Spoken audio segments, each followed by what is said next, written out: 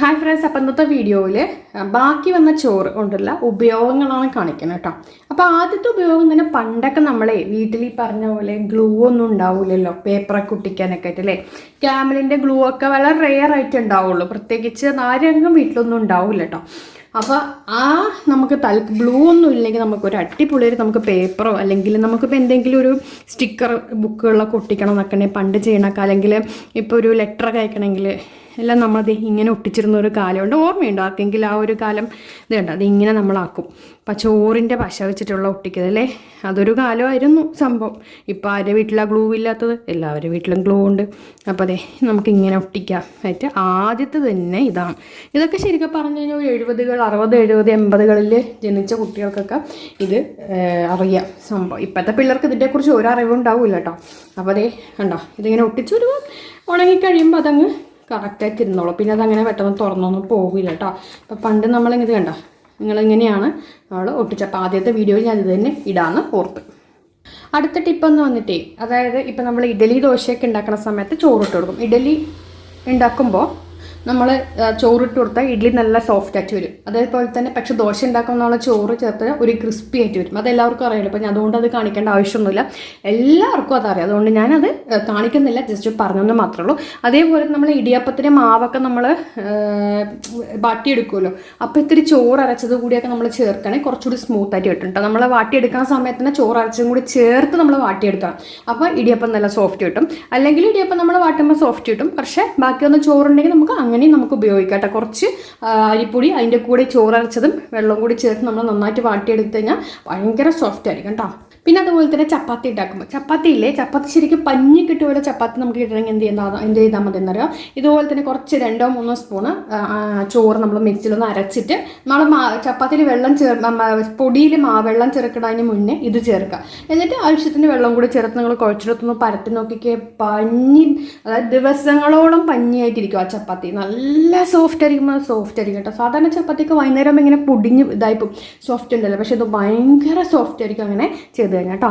അടുത്ത ടിപ്പ് എന്താ, നമ്മുടെ ഫേസിൽ കരിവാളിപ്പം മാറാനായിട്ട് ബെസ്റ്റാണ് ചോറ്. ഇത് എങ്ങനെയാണെന്ന് കാണിച്ചു തരാം. ചോറ് നന്നായിട്ടൊന്ന് കൈവച്ചൊന്ന് കുഴച്ചെടുക്കുക കേട്ടോ. അതിപ്പോൾ നല്ല അത്യാവശ്യം നേരിയ ഒരു ചൂട് ചോറാണെങ്കിലും കുഴപ്പമില്ല. നേരിയ ചൂടുണ്ടാൽ നമുക്കിങ്ങനെ ഇങ്ങനെ കുഴയ്ക്കുന്ന സമയത്ത് നല്ല സോഫ്റ്റായിട്ട് കിട്ടണം, അത്രയേ ഉള്ളൂ. നന്നായിട്ടൊന്ന് സ്മാഷ് ചെയ്തെടുക്കുക കേട്ടോ. അത് ഇതുപോലെ ചെയ്തെടുക്കാം. ഓക്കെ, അതിനുശേഷം നമുക്ക് ഇതിൽ കുറച്ച് നാരങ്ങയുടെ നീര് ചേർത്ത് കൊടുക്കാതെ, അപ്പോൾ മുഖത്ത് നല്ലൊരു കളർ വരാമെന്നല്ല. ഇതിപ്പോൾ ഞാൻ കൈ കൊണ്ടാക്കിയെന്ന് പറഞ്ഞാൽ കൈ കൊണ്ട് എന്തായാലും നമ്മളത് മുഖത്തേക്ക് തേക്കാനുള്ളൂ. അതുകൊണ്ടാണ് ഞാനത് കൈ കൊണ്ടാക്കി. സ്പൂൺ കൊണ്ടാക്കി കഴിഞ്ഞാൽ നമ്മുടെ ഇത് അങ്ങോട്ട് ഉടഞ്ഞു വരില്ല ചോറ്. അതുകൊണ്ടാണ് കൈ കൊണ്ടാക്കിയെടുത്തത് കേട്ടോ. പിന്നെ കുറച്ച് ചോറ് നമുക്ക് മിക്സിയുടെ ജാറിൽ ഇടാനും പറ്റൂലല്ലോ. അപ്പോൾ ഇനി നമുക്ക് കുറച്ച് വെള്ളം കൂടി ചേർക്കാം കേട്ടോ. അപ്പോൾ കുറച്ച് വെള്ളം കൂടി ചേർത്ത് നമ്മൾ ആക്കിയെടുത്തിട്ട് ഇനി നമുക്കിത് നന്നായിട്ടൊന്ന് യോജിപ്പിച്ചെടുക്കാം. പ്രത്യേകിച്ച് നാരങ്ങ നീര് എന്ന് പറയുന്നത്, പക്ഷേ നാരങ്ങ നീര് എല്ലാവരും സ്കിന്നിന് പത്രം നിർബന്ധമില്ല.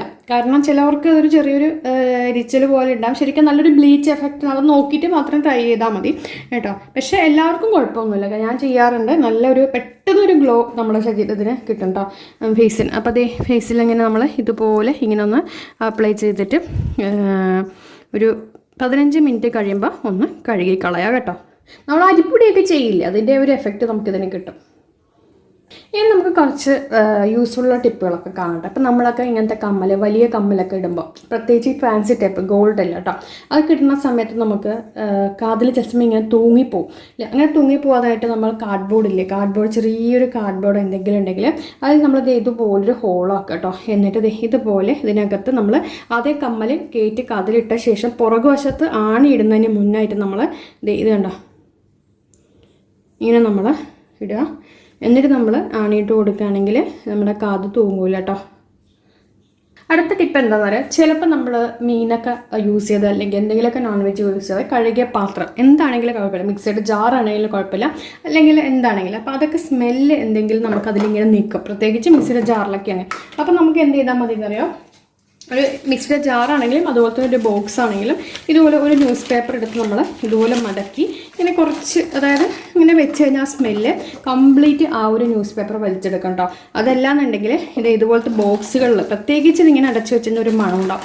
അപ്പം നമ്മൾ എന്ത് ചെയ്യുന്നത്, ഇങ്ങനെ ഒരു ന്യൂസ് പേപ്പർ വെച്ച് നോക്കിക്കുക, നമ്മൾ ഒരു 6 മാസം കഴിഞ്ഞ് എടുത്താൽ പോലും അടച്ചു വെച്ച് സംഭവം തുറന്നാൽ പോലും ഈ ഒരു സ്മെല്ല് ഉണ്ടാവില്ല കേട്ടോ. അടുത്ത ടിപ്പ് എന്താണെന്നറിയാം, ഇപ്പോൾ നമ്മൾ പാറ്റേനെ ഒക്കെ കൊല്ലുന്ന ചോക്ക് ഉണ്ടല്ലോ, അത് വെച്ചുള്ള ഒരു വേറൊരു ഉപയോഗം ഞാൻ കാണിച്ചു തരാം കേട്ടോ. അതായത് ഇപ്പോൾ നമ്മുടെ ഉറുമ്പ് ശല്യം ഉണ്ടെന്ന് കഴിക്കുക. അപ്പോൾ നമുക്ക് ഈ പറഞ്ഞ പോലെ ഉറുമ്പ് പൊടിയൊക്കെ ഇടുന്ന ഭയങ്കര ബുദ്ധിമുട്ടുള്ള, സ്പ്രേ ചെയ്യുമ്പോഴും അത് ബുദ്ധിമുട്ടാണ്. അപ്പോൾ ഈ പാറ്റേനെ കൊല്ലുന്ന ചോക്കില്ലേ, അത് നമ്മളിങ്ങനെ വരച്ച് വെച്ചാൽ അതിനകത്ത് കയറില്ല, അതിനകത്തുള്ള ഉറുമ്പ് പോലും ചത്തുപോകും ശരിക്കും പറഞ്ഞു കഴിഞ്ഞാൽ.